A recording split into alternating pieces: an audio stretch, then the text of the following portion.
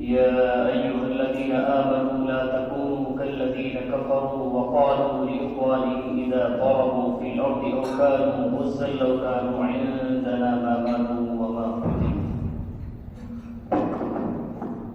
أعوذ بالله من الشيطان الرجيم.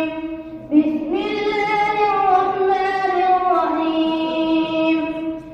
يا أيها الذين آمنوا لا تكونوا كالذين كفروا وقالوا لإخوانهم إذا ضربوا في الأرض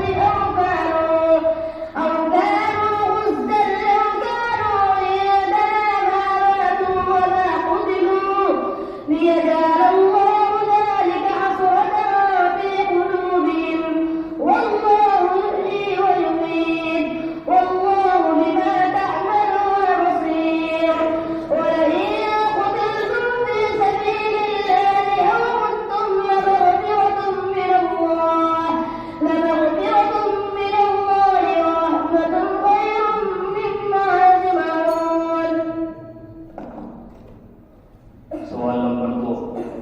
Qul ya ayyuhan nasu in kuntum fi syakkin min dini fala a'budu alladhina ta'buduna min dunillahi walakin a'budu Allah alladhi yatawaffakum.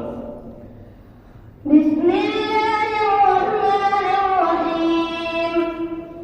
قل يا أيها الناس إن كنتم في شك من ديني فلا أعبد الذين تعبدون